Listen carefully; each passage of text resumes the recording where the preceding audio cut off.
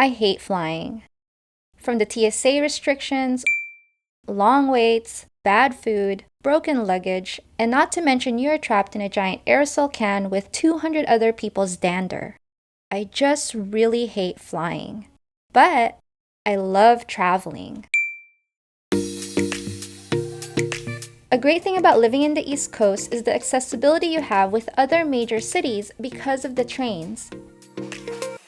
In particular, Amtrak. Compared to an airline, a train ride is a more chill way to go. Your luggage limitation is enough for any shoe hoarder.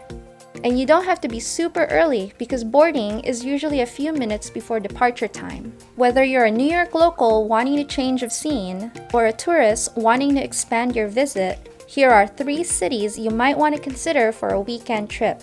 These historic cities are only a few hours by train from New York City. So in this video, we are going to cover what you need to know on how to spend a short weekend outside NYC in one of these cities.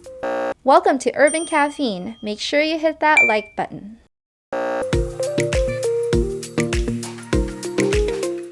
Boston, Philadelphia, and Washington, D.C. are all serviced by Amtrak. When you look up tickets on the Amtrak website, you might get different names like Northeast Regional, Acela, and Palmetto. These are different train types, but they are all operated by Amtrak. Train types vary by amenities, but in general, all trains will have bathrooms, Wi-Fi, and a cafe. But honestly, I just bring my own food. Because hey, there's none of that 3-1-1 rule. There are several ways to get an Amtrak ticket, but online or via the mobile app are the easiest and most recommended. With your ticket on hand, you simply board the train and the conductor will check your ticket after the train has departed.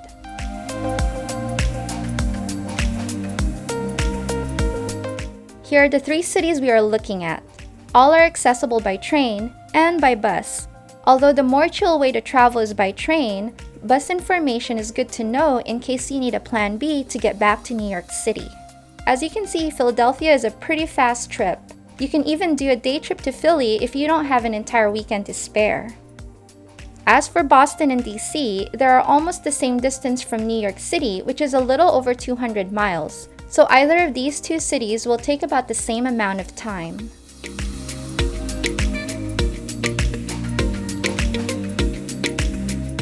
Like airline tickets, Amtrak pricing has seasonal peaks and lows. Philadelphia is generally cheaper because it's closer to New York City, and DC tends to be pricier than the other 2, but that's not to say it's always more expensive. If you plan out far enough, you can get a ticket for as low as $19 for Philadelphia, making that $48 round trip. For DC and Boston, you can chance tickets for as low as $31 or $62 round trip. But there are times that tickets can be highly marked up. It really depends on when you are going. To sum up, the average of a round-trip coach ticket is $80 to $160, with a broad range of $40 to $400. Of course, 3-day holiday weekends like Memorial Day, 4th of July, and Labor Day are going to be on the pricier side.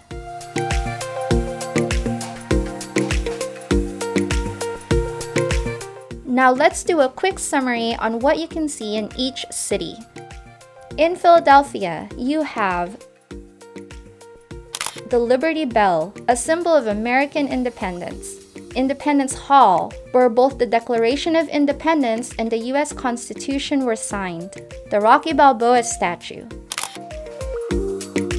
And a scrumptious food scene. A lot of New York chefs also have restaurants in Philly as well. Of course, you can't forget to have a Philly cheesesteak.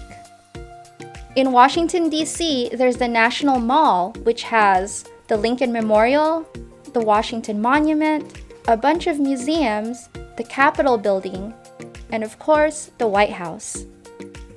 If you have time, across the Potomac River is the Arlington Cemetery. As far as food goes, this city is served up by Jose Andres. In Boston, you have the Freedom Trail, the Boston Common, the USS Constitution, the oldest commissioned ship in the US Navy, Harvard Square and art museums, And of course, when in Boston, have a lobster roll.